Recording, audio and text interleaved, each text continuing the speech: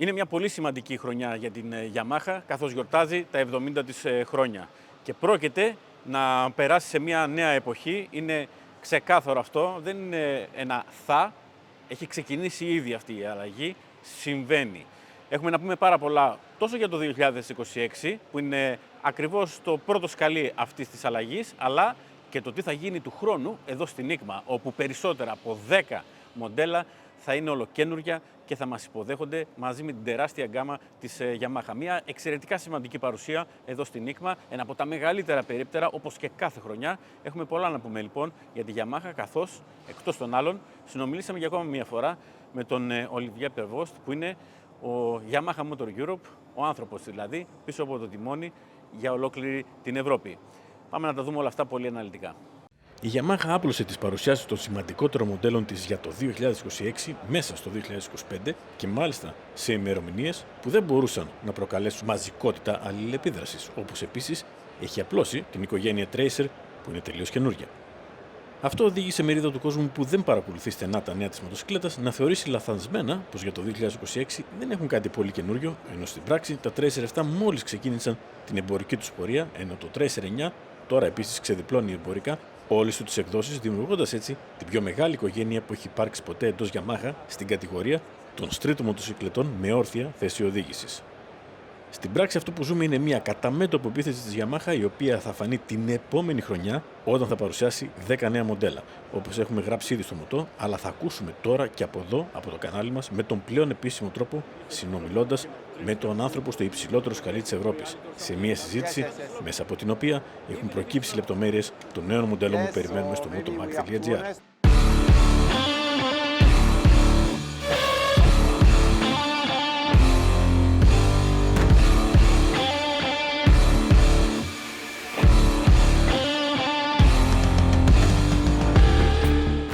Για να γίνει αυτή η κατά μέτωπο επίθεση της Yamaha από το 2027 και μετά, σημαίνει πως προετοιμάζεται εδώ και πολύ καιρό. Όπως επίσης σημαίνει πως αν ανοίξουμε την εικόνα θα δούμε πως γεμίζει το κάδρο ακόμα περισσότερο σκιαγραφώντας την ουσία, χωρίς να μένει σκέτα ελαφικός καμβάς στις άκρες. Και αυτό γιατί η Honda και η Yamaha λειτουργούν πάντοτε ως διάδα, παρακολουθώντας η μία τι κάνει η άλλη, ως ένας από τους δύο πόλους της ιαπωνικής τετράδας. Ο άλλος είναι φυσικά η Suzuki και η Kawasaki, που πάντα κάνουν παρόμοια βήματα, έχοντας φτάσει να συνεργαστούν στο παρελθόν κατασκευάζοντας την ίδια μοτοσυκλέτα. Το Vestrom 1000 της Suzuki αποκτούσε κάποτε ένα άλλο χρώμα στην ίδια γραμμή παραγωγής, επάνω στο οποίο έμπαινε το αυτοκόλλητο της Kawasaki. Όλα αυτά θα το ξαναπώ μέσα στο εργοστάσιο της Suzuki, βγάζοντας τότε το KLV1000. Φυσικά, μόνο εντός Ελλάδας βρέθηκαν αρκετοί ηλίθιοι για να πιστέψουν πως υπάρχει διαφορά ανάμεσα στις δύο. Οπότε εμπορικά δεν προχώρησε το σχέδιο στις υπόλοιπες χώρες. Και αυτή η συνεργασία, που στο μεταξύ πρόλαβε να επεκταθεί, τερματίστηκε πριν φτάσει στο απόγειο του αρχικού σχεδιασμού της. Γράφαμε τότε στο MOTO ξανά και ξανά να σταματήσουν να επαναλαμβάνουν πως το Kawasaki έχει περισσότερα άλογα. Αλλά έμποροι και ιδιοκτήτες έδιναν τότε το δικό τους αγώνα να καταφέρουν να πείσουν για να κερδίσουν την πώληση, θεωρώντας πως αυτός είναι ο σωστός τρόπος. Δύο πόλοι λοιπόν με διαφορά ταχύτητας σε κάτι όμως που καταλήγει μια κοινή κίνηση των 4 ιαπωνικών εργαστασίων. Με τη Yamaha να ετοιμάζεται για απίστευτες αποκαλύψεις το 2027 και τη Honda να έχει ήδη αλλάξει πολιτική, θα το δούμε όμως αυτό σε άλλο βίντεο. Για να φέρεις πολλά νέα μοντέλα, ωστόσο, όπως τα κάνει η Yamaha, με 3 μάλιστα νέους κινητήρες, στηρίζεις πρώτα εκείνα που έχεις ήδη στην γκάμα σου, και αυτό ακριβώς έχει κάνει για το 2026. Το R7 δέχεται μια πλήρη αναβάθμιση, αγκαλιάζοντας το ρόλο του ως super sport μοτοσυκλέτα. Με τα δεδομένα της κατηγορίας αυτής, όπως την άφησε πίσω του το R6, εγώ βλέπω τελείως άδικη την κατάταξη του R7 σε αυτή την κατηγορία. Είναι απλά ένα ντυμένο MT-07, πώς δεν γίνεται να το πούμε λοιπόν super sport. Εκτός και αν γίνουν δύο κινήσεις. Αν βελτιωθεί η μοτοσυκλέτα και αν αλλάξουμε τα όρια της κατηγορίας, πηγαίνοντας πίσω σε αυτό που ήταν κάποτε, όταν εντάσσαμε στους κόλπους τις μοτοσυκλέτες που δεν έβραζαν μέσα στην κίνηση της πόλης και δεν φοβόσουν ότι μπορεί να σπάσει το πελανό στάντ αν καθόταν επάνω τους κανείς όσο τις είχε παρκαρισμένες έξω από την καφετέρια, όπου δυστυχώς περνούσαν μεγάλη φάση της πολυτάρχης ζωής τους. Αυτά τα δύο συμβαίνουν τώρα λοιπόν. Αλλάζουν τα όρια της κατηγορίας, όπως βλέπουμε και με το Ducati των 120 ύπων, μειωμένη δηλαδή αρκετά, ενώ και η R7 έχει βελτιωθεί σημαντικά. Για αρχή έχουμε IMU 6 αξώνων και ηλεκτρονικά από μια κατηγορία επάνω. Έχουμε αλλαγή στη γεωμετρία θέση οδήγησης και νέο fairing που έγινε πιο λεπτό, πιο ομαλό, ώστε να επιτευχθούν υψηλότερα επίπεδα αεροδυναμικής απόδοσης, ενώ έχουμε αλλαγή στην στρεπτική ακαψία του πλαισίου, χωρίς όμως να έχει αλλάξει το βάρος τους. Όπως επίσης νέα είναι και η τιμονόπλακα. Το πιρούνι 41 χιλιοστών της R7 είναι πλέον αλουμινένιο και αυτό σημαίνει και μία μείωση του βάρους κατά 350 γραμμάρια, ενώ είναι πλήρες ρυθμιζόμενο. Ευτυχώς, αυτό προχώρησε και στους τροχούς που είναι σφυρίλατοι και εκτός από μείωση βάρους κερδίζουμε έτσι και σε αδράνεια, άρα και ευελιξία. Ενώ επιπρόσθετα αντί για κινέζικα φθηνά ελαστικά πρώτης τοποθέτησης έχουμε πλέον Batlax Hypersport S23 της Bridgestone. Φυσικά η ηλεκτρονική οδήγηση του γκαζιού που είδαμε στα MT και τα νερέ μπαίνει τώρα και εδώ στο R7 και συνδυάζεται με τα προηγμένα ηλεκτρονικά που ξεχωρίζουν τη λειτουργία του traction control από τον έλεγχο της σούζας. Ενώ έχουμε και έλεγχο ντριφταρίσματος πλέον για όσους θέλουν να δοκιμάσουν κάτι τέτοιο. Όσοι επιπηλάτε δυνατά κάπως τα ηλεκτρονικά κόβουν αντρίλα και πως με αυτά ενεργοποιημένα είναι όλοι σαν τον Toprak που μόλις πήρε θέση στη Yamaha, να ξέρετε πως έχετε σίγουρη την πρώτη τούμπα όταν θα πάτε να ντριφτάρετε με το R7 στηριζόμενοι μόνο στην παραδοχή πως εκείνο θα κάνει τα πάντα για εσάς. Πώς το ξέρω αυτό, ενώ περιμένω να το οδηγήσω τον Απρίλιο όταν θα γίνει η παγκόσμια παρουσίασή του? Μα γιατί ξέρω τα συγκεκριμένα ηλεκτρονικά που δεν είναι καινούρια από τους υπόλοιπους που τα έχουν φέρει ήδη. Και γιατί εδώ και χρόνια γράφω πως στη νέα μορφή που τώρα έχουν τα ηλεκτρονικά, η δουλειά τους είναι απλά να μειώνουν το ρίσκο και όχι να κατεβάζουν το επίπεδο ικανότητας που πρέπει να έχει ένας αναβάτης για να το αξιοποιήσει. Σκεφτείτε το λίγο αυτό. Για τα φανάρια το R7 θα έχει και σύστημα ελέγχου βέλτιστης εκκίνησης, φτιαγμένο φυσικά για το mini πρωτάθλημα R7, το οποίο μπορεί να συμμετάσχει κανείς αν είναι από τις υπόλοιπες προηγμένες χώρες και λίγο πιο βέβαιο πως θα το χρησιμοποιήσει ο Κώστας απέναντι στο Γιώργο, περιμένοντας να ανάψει το πράσινο όταν μιλάμε για τη δική μας ιδιαίτερη περίπτωση χώρας και κυκλοφοριακής αγωγής.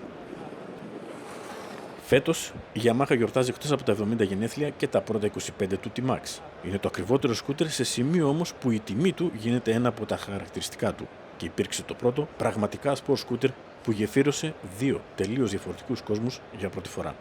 Σε κάθε τέτοια διατύπωση θα προσπαθήσει τουλάχιστον ένας να φέρει κάθε άκυρο παράδειγμα που υπάρχει εκεί έξω για να πει ότι υπήρχαν πιο sport scooter και το T-Max δεν ήταν το πρώτο. Ευτυχώς όμως η ιστορία της μοτοσυκλέτας είναι κάτι χειροπιαστό και δεν γίνεται να αλλάξει όπως βολεύει την άποψη καθενός. Σε αντιδιαστολή της ερμηνείας αρχαίων κειμένων ή αξιολόγησης πράξεων, εδώ μιλάμε για μοντέλα στα οποία έχουμε καθίσει σέλα τους, όχι για κάτι μετέωρο. Αντίστοιχη προσπάθεια γίνεται σε κάθε διατύπωση πως η Yamaha ήταν η πρώτη με πραγματικό αυτόματο κυβότιο με τουλάχιστον έναν να προσπαθεί να μας θυμίσει το Απρίλια μάνα που εμείς έχουμε καβαλήσει. Δηλαδή, έλα παππού να σου δείξω τα μπελοχώραφά σου. Το μάνα ήταν μια μπουρδα που τη θυμήθηκε ο κόσμος τώρα απλά για να φέρει εντήρηση. Δεν είχε αυτόματο κυβότιο, αλλά CVT μετάδοση και ήταν στην πράξη ένα κανονικό σκούτερ με μαδίο μοτοσυκλέτας ξεχασμένο από το Θεό μέχρι την ημέρα που η Yamaha είπε πως έχει αυτόματο κυβότιο πριν τον DCT της Honda. Έτσι και το T-Max είναι εκείνο που άλλαξε τα πράγματα στα σκούτερ όπου κανένα δεν έστριβε μέχρι να έρθει αυτό το 2001. Η μεγάλη του διαφορά και η βαριά του κληρονομιά είναι αυτή ακριβώς η άκρο σημαντική λεπτομέρεια και όχι τα άλογα στα οποία εστιάζει τώρα ο ανταγωνισμός του για να πει πως το έχει ξεπεράσει.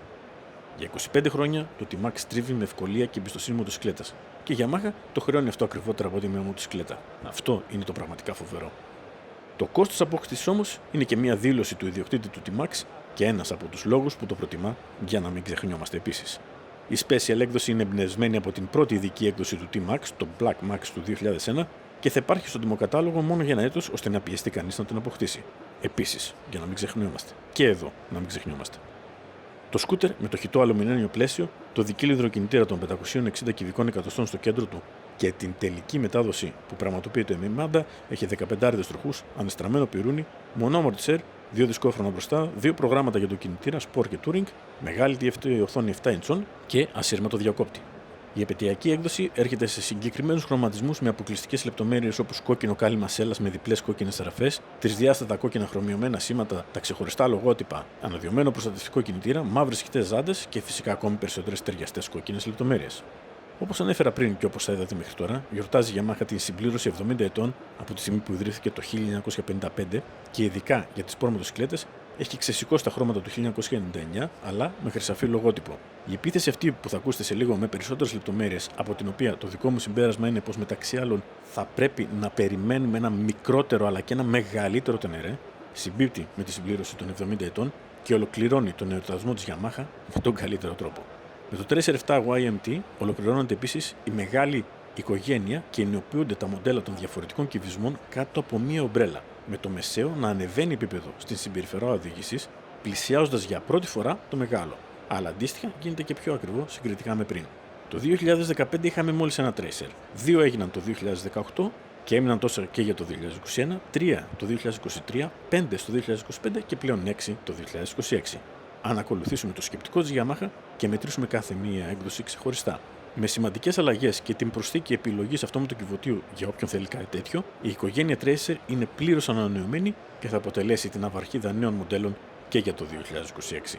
Αντίστοιχα, το Tenere, που υποτίθεται δεν θα φιλοξενούν σε έκδοση με μεγαλύτερο ρεζερβουάρ και διπλές τάπες, αποκτά όμως και αυτό περισσότερες επιλογές που κυρίως διαφοροποιούνται από τις διαφορές αναρτήσεων και το ύψος έλας. Ένα σημείο που ταλανίζει υποψήφιους ιδιοκτήτες και πλέον η Yamaha έχει ένα για κάθε έναν. Πάμε τώρα να δούμε τι είπαμε με τον κύριο Olivier Prevost, που είναι ο νέος πρόεδρος της Yamaha MOTOR EUROPE. Μια θέση ευθύνης και αποφάσεων, καθότι στην γκάμα της Yamaha υπάρχουν μοντέλα απολύτως ευρωπαϊκά, όπου εδώ σχεδιάζονται και εδώ συναρμολογούνται, όπως είναι το σχεδιασμένο στην Ιταλία και κατασκευασμένο στη Γαλλία Tracer 7. Εκτός του κινητήρα, πολλά από τα κομμάτια του μεσαίου Tracer κατασκευάζονται στη Γαλλία, εκεί όπου συναρμολογούνται και τα Tenere. Συνεπώς, μιλάμε με έναν άνθρωπο που δεν διαχειρίζεται απλά τα μοντέλα που έρχονται από η Ιαπωνία, αλλά προτείνει νέα και ηγείται του σχεδιασμού και έπειτα της κατασκευής τους. Ας ξεκινήσουμε λίγο από την νίκημα, μιας και πολλά έχουν υποθεί για το πώς είναι καλύτερο να εμφανίζει σε νέα μοντέλα. Ποια είναι η θέση της Yamaha? Θα βλέπουμε περισσότερα νέα μοντέλα εδώ ή θα δοκιμάσει μια λύση όπως η Ducati, όπου μέσα στη χρονιά θα εμφανίζονται νέα μοντέλα που δεν ήταν στην έκθεση? You know very well, EICMA is already one of the main motorcycle show in Europe, but I would say the visibility in the world is also very important. We can see when there is a social network release in EICMA, there are always some guys from India, Vietnam, South America popping up and say, when I can get it. So this visibility is impressive, it's very strong. So in that sense, for us at Yamaha, we always introduce our main new models for Europe in EICMA. But then, of course, depending on the timing of introduction of the new model, if it's too far from the EICMA timing, we also introduce during the year. So we balance, but more and more in general, we try to align our new model introduction with this EICMA timing. Because the advantage of the EICMA timing is in terms of European market seasonality also, this is well matching. Exactly. We are in November. From beginning of next year, customer will start to think which bike they will buy for next year. We are in a good timing. We are in a good timing. Συγκεκριμένα για την γκάμα της Yamaha στην Ευρώπη, ποιο θεωρείτε ότι είναι το μεγαλύτερο κοινό? Πού εντοπίζετε το μεγαλύτερο πρόβλημα αυτή τη στιγμή? For Europe, we have a strategy in terms of lineup, which is ready to cover all the main segment of the European market. We don't want to do a very wide lineup. We don't want to cover any kind of niche. Because, if we have all the resource to do it, we will do. It's not an issue. The point is, as all the companies, we have a certain resource limitation. And when I talk resource, is development manpower, but also investment financial resources. So we have to allocate this resource in a way which is the most efficient for the brand, for the customers, and for our financial condition. So in this logic, we want to address the main segments of the market. And in these main segments, we want also to integrate what we call a step-up approach. Okay. So step-up approach means when we have a customer who is beginner, start to ride, I don't know, an MT125, MT07, give him the opportunity to step up, MT9, 10. And for all segments, this is our logic.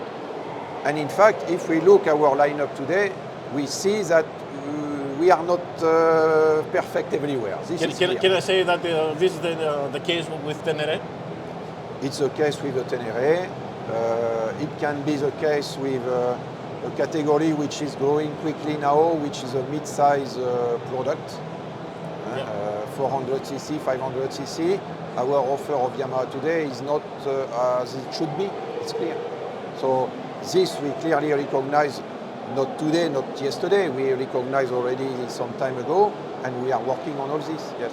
Μετά από αυτό δεν χρειάζεται να ρωτήσω ευθέως. Απλά θα πω εδώ ότι ο κόσμος και εμείς φυσικά θα θέλαμε να δούμε ένα μικρό αλλά και μεγαλύτερο Tenere. I see the market. I see the market needs clearly. I see 1 or 2 weeks ago we introduced the Tenere 700 World Raid with a kind of teaser. The comments under were T9 is coming, T9 is coming. I'm very sorry if we disappointed some customers, but I see the market need. I see the expectation of the customers. I see some loyal Yamaha Tenere 700 customers, after buying one or two Tenere 700, Exactly. they are stuck there. They can't go anywhere else now. That's the point. Exactly. Inside Yamaha. Yes, so that's why, yes, we are working on all that. Yes, yes. Fantastic, fantastic. Μεταξύ της συνεχιζόμενης μείωσης της ευρωπαϊκής αγοράς και της έλευσης των Κινέζων κατασκευαστών στην Ευρώπη, ποιο βλέπετε ως μεγαλύτερη πρόκληση? Πρόβλημα είναι σαφώς και τα δύο. Θα ήθελα να δω την κατάταξη της Yamaha. Ποιο βάζει πρώτο? Yes, the European market, it's a mature market. So we cannot expect that the European market will suddenly grow 10 or 20% every year. This, except some specific situation as we had, I don't know, during COVID or any spot happening, in general we are in a limited growth. And it's true that this year, next year or last year, with also the economical situation in some countries, the market is not growing. So it means the size of the cake is fixed. Then we have the new competitors coming and trying to get a piece of the cake. So how we protect our portion of the cake or even get it bigger? This is indeed the challenge of the today's business. And from one side we have these new competitors coming, Chinese or Indian also, and they are coming with a very clear strategy, very clear investment, very clear motivation, and in that sense I completely respect. But from another hand we will have to fight, this is clear. But we will not fight using their weapon, in a sense that we will never be able to align on their price, because their price are not a pure logical manufacturing cost logic. They are playing with some leverages, some factors that we don't have at Yamaha or other players in the industry. I see. So we have to react in front of that with our assets, our advantages.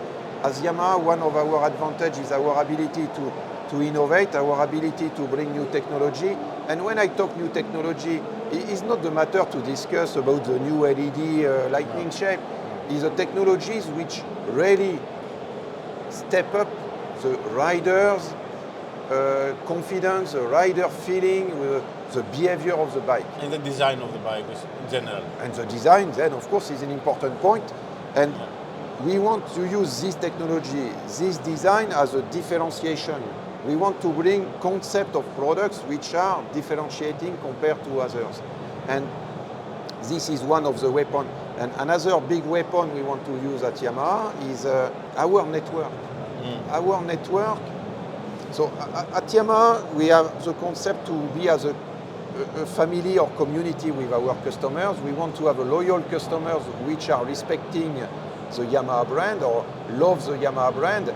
And this community, this passion for the Yamaha brand is created through our dealers. Myself, I never sold one motorcycle in my life.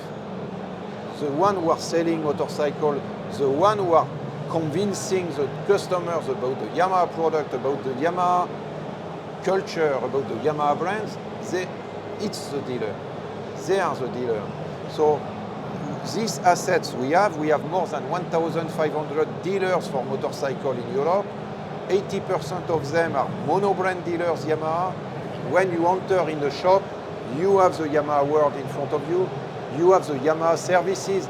You have the customer experience.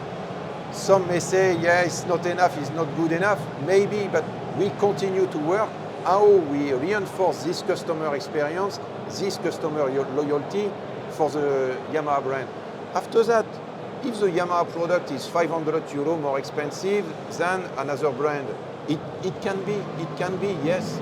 But what is the value of this Yamaha family, this Yamaha brand for the loyal customer? Is it only the 500 euro?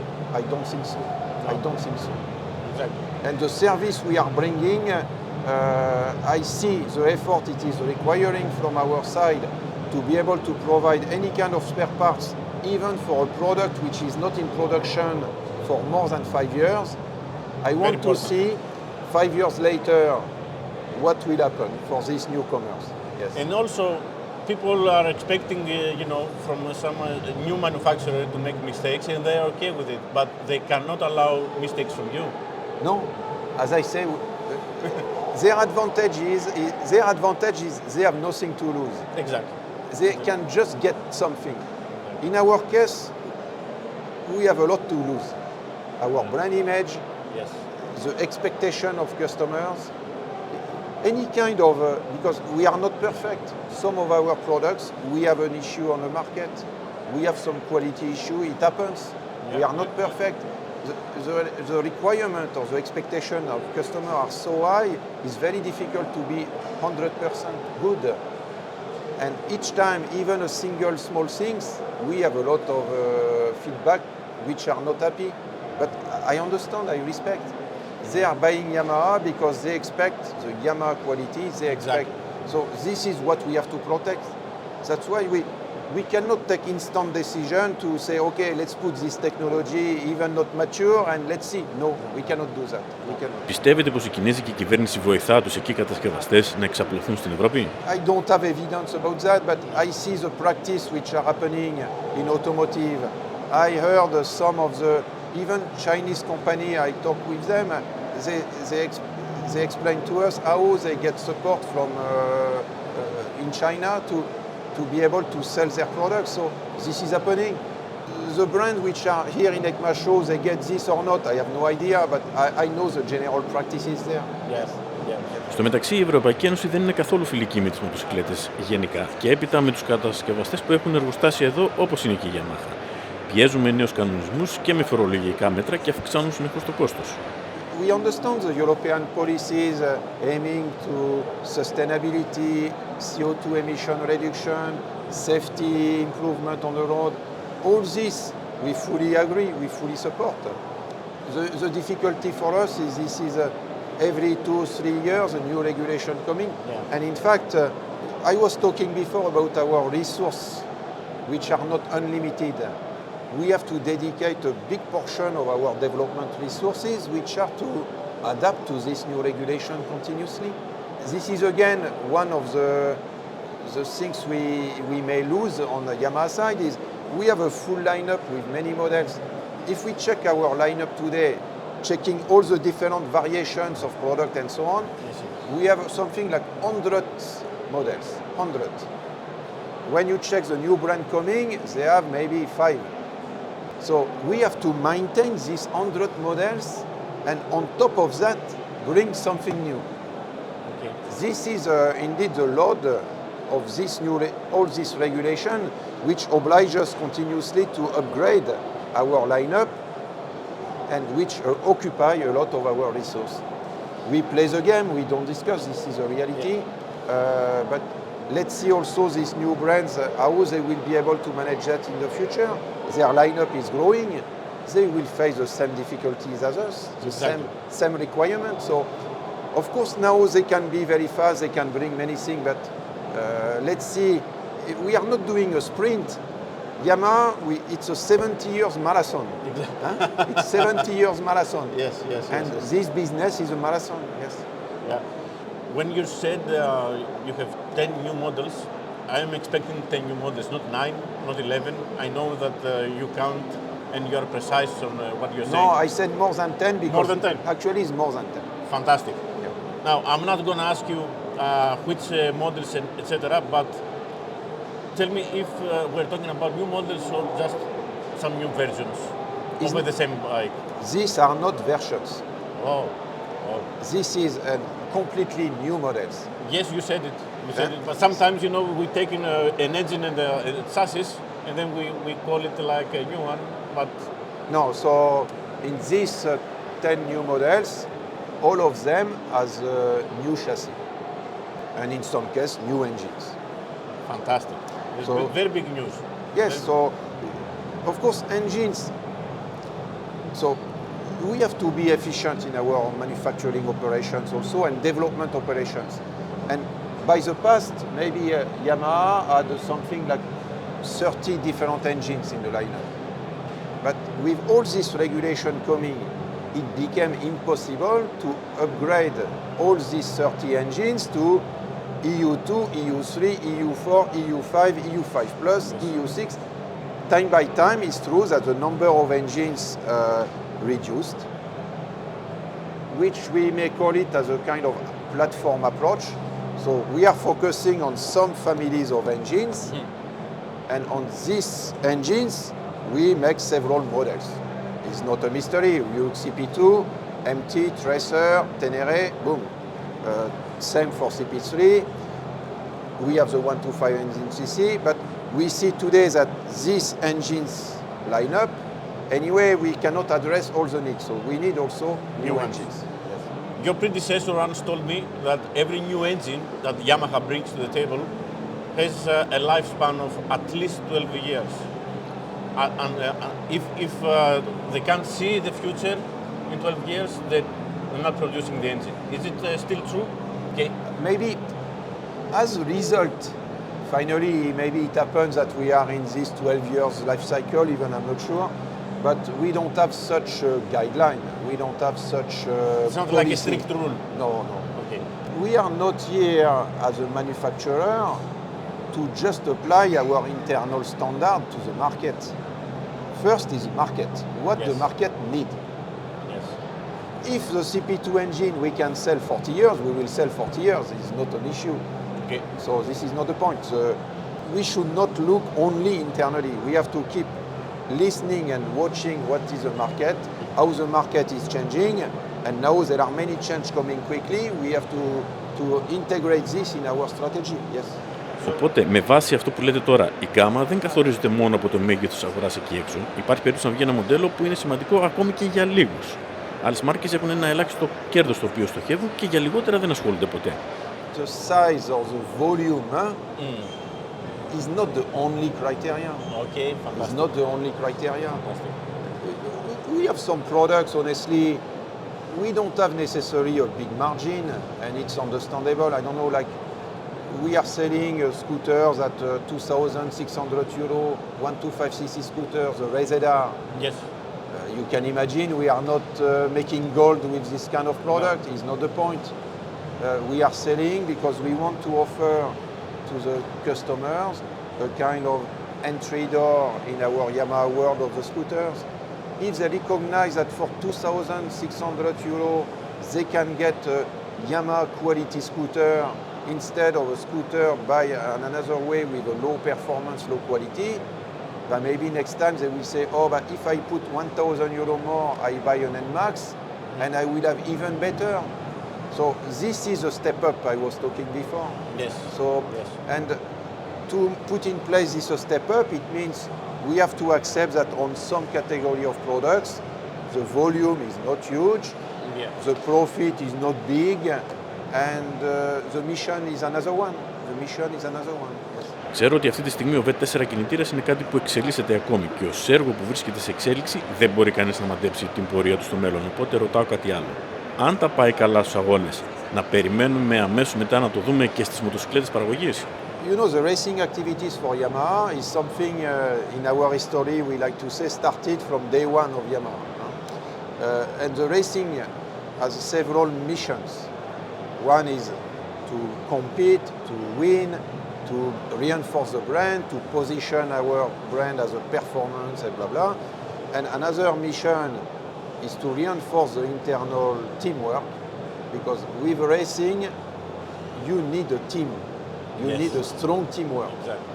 You need people working closely, so this is another mission. Yes. Third mission is be able to bring new technologies in a high competitive environment, making the difference with others, win and validate the technologies.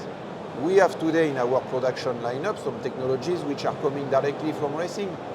The cross-plane engine was first from racing, then it went to mass production. The IMU, it came from racing also. Also, yeah. So V4 is the same. Okay. First we have to win. Yeah. First we have to win. And then Hopefully. once we validate this in a competition, in racing, in MotoGP, after that, how we use this in a wider range. It's of course in the mind of everybody. but I don't want to be premature and and go through the steps too quickly. First, we have to demonstrate that the Yamaha V4 can win MotoGP. Then everything is possible. Μας κάνουμε την απλοϊκή παραδοχή ότι η ευρωπαϊκή αγορά χωρίζεται στα δύο, στους βόρειους και τους νότιους, που έχουν διαφορετικές ανάγκες σε μοντέλα. Οι βόρειοι δεν αναζητούν μεγάλο όγκο σε μοντέλα μικρού και μεσαίου κυβισμού, όμως εμείς στην Ελλάδα, Ισπανοί, Πορτογάλοι, θέλουμε μικρότερο κυβισμό μοτοσυκλέτες. Ακόμη και παπιά που μόνο εμείς ασχολούμαστε με αυτά. Πώς χωρίζει η Yamaha το R&D με βάση τις ανάγκες αυτές?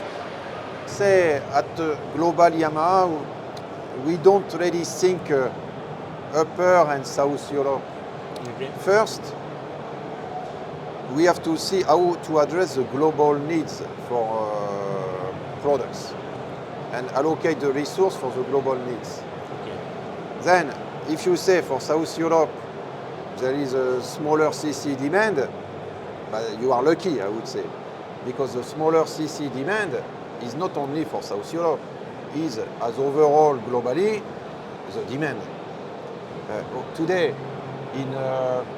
in Asia, but also in South America, the products we are selling are between 125 to 50 cc. Yes. With a certain trend to grow in a cc, going to 300, 400 cc, yes, going there. But this is a global demand. And this one, the advantage is there are mass volume behind. Yamaha is producing every year between 5 million to 6 million. Europe is 300,000. But this 4.5 million others are in this 150 to 50 range. Smaller. So there we have the power of the volume, which brings the resource to develop such products. So in that sense, South Europe needs, I have no big concern about that. My concern is for the products which are kind of exclusive for Europe. Okay, exactly. When we talk, I don't know, like a Tracer9, this is nearly, not only, but more than 80% is Europe only. Others, a little in US, a little in Japan, Australia, Canada, but that's all. So we have some products like that which are very much Europe focused, where indeed there we have to discuss with our Japanese colleague in Iwata how to allocate the resource. In that case, the volume is not necessarily the most important criteria also. Okay. Another important criteria is even the Tracer9 we sell mainly in Europe, the technology we put inside, sooner or later, will deploy to the other products. If I give an example, is maybe the emission. The European regulation for emission is a kind of leading regulation globally. It means the requirement in Europe for EU5, EU5+, step by step, are implemented with some years of delay. Yes. In India, in Asia. So the effort we make to develop EU5 Plus or EU6 now for Europe, later will break down to other products. And this we cannot escape. Or another example of the past years could be the ABS. At first, ABS requirement was only for Europe, but now in Asia, at least one channel ABS is required. So this tendency about technology is everywhere. Now it could be about connectivity. The connectivity we put on our European product, adaptive cruise control, adaptive lighting, step by step is deploying globally. So this is also the place with European products, and in that case this north of Europe with big bikes, where we have to make the effort to develop the technologies which in the future will be used for other regions. Ως επικεφαλής της Yamaha στην Ευρώπη, πρέπει να παλέψετε για τους πεπερασμένους πόρους αυτού του τμήματος έρευνας και εξέλιξης με τους Ιάπωνες κόντρα σε άλλες γεωγραφικές περιοχές ή όχι? It's a matter on how we can build our recommendation. Those last years, is it harder for you or is it the same? Hasn't changed? I would say is now better actually. It's better? Yes, Okay. because as I say, the point is how we are able to convince our colleagues in Japan about the necessity for some products. Okay. And how to convince? Of course, we can sell Excel file or PowerPoint or something. But the most efficient way is invite them to visit Europe, Okay. to understand the European market, to see the customers, to listen the customers, to have a face-to-face discussion with our Yamaha Motor Europe members, where we explain to them with our words, our sometimes emotion, why we think this model is important. Okay. And why I say it's better now than some years ago, because the COVID period has been a very negative period for this. During COVID, no travel, no visitors from Japan, losing the understanding of what is happening in the European markets. And again, at that time, maybe we were sending our document and our It's not the studies, same. but it's not the same. It's not the same. So now we are in this time, let's say back to before COVID condition, where again our colleagues are traveling. You see maybe here outside some Japanese colleagues are here. They come here, they are curious to see. We have separate discussions, and then we can have this common understanding and we define our priorities. Yes. That's why I'm much more comfortable with our today's working style as a team than what we faced in 21-22, where everything by Teams meeting or document. Οπότε το μέλλον θα είναι πιο φωτεινό για τη Yamaha. But the future, there is no magic. Only planning, huh? The future is the one we will create. No, I agree. And this is important for me because if we just think, oh, it's coming, it's okay, and we are not proactive, we are not fast enough, we will lose. Yes. Where I respect very much all these new brands coming is their speed of execution. This speed of execution, yeah, from one side maybe they have nothing to lose and they can go fast, but not only. This speed of execution is also highlighting a certain appetite. And this appetite, this energy, this dynamism is what I want for me, myself, and I want for my team also. Yes. Thank you very much, sir. Thank Always you. a pleasure to meet you. No, but me too, yes.